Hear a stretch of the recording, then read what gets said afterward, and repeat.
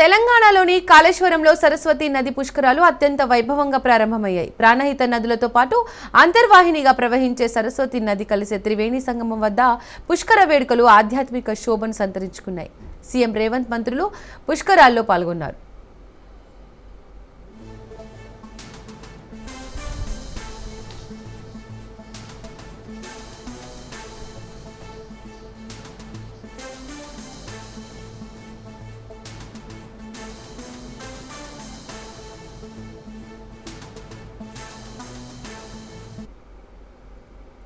CM Revanth తదితరులు పవిత్ర త్రివేణి సంగమంలో పుష్కర స్నానం ఆచరించారు. అనంతరం నదీమ తల్లికి ప్రత్యేక పూజలు నిర్వహించి హారతి సమర్పించారు.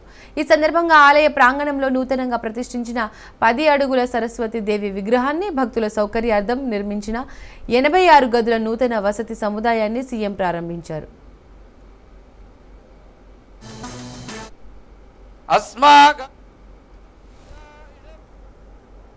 తెలంగాణ రాష్ట్రం వచ్చిన తర్వాత ఈ పుష్కరాలు మొట్టమొదటిసారి రావడం జరిగింది. అటు ప్రాణహిత, గోదావరి, సరస్వతి నదుల త్రివేణి సంగమమే ఈ పుష్కరాలు. పుష్కర స్నానం చేస్తే మనం ఏవైనా తప్పులు చేస్తే వాటన్నిటిని కూడా ఇక్కడ ముక్తి లభిస్తుంది అని చెప్పి మన సాంప్రదాయం చెప్తుంది.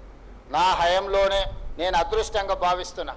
ఈ సరస్వతి పుష్కరాలే కాదు, తొందరలోనే గోదావరి పుష్కరాలు, కృష్ణా పుష్కరాలు, సమ్మక్క సారలమ్మకు సంబంధించిన జాతర, ఇవన్నీ కూడా రాబోయే 3 సంవత్సరాలలో తెలంగాణ రాష్ట్ర ప్రభుత్వం నిర్వహించే అదృష్టం నాకు కలగడం నేను చాలా సంతోషంగా, అదొక ఆశీర్వాదంగా నేను భావిస్తున్నాను. దేశానికి నాయకత్వాన్ని అందించడమే కాదు, దేశాన్ని ఆర్థిక పదం వైపు ప్రపంచ దేశాలతో పోటీ పడే విధంగా ఒక బలమైన ఆర్థిక దేశంగా, ఈనాడు ప్రపంచంలోనే 4వ ఆర్థిక దేశంగా, తొందరలోనే 3వ దేశంగా అవతరించబోతున్న ఈ దేశానికి నాయకత్వం వహించిన పివి నరసింహారావు గారు ఈ ప్రాంతము, ఈ మంతని నుంచే శాసనసభ్యులుగా వారు ప్రజా జీవితంలో ఈ దేశానికి ఆదర్శవంతమైన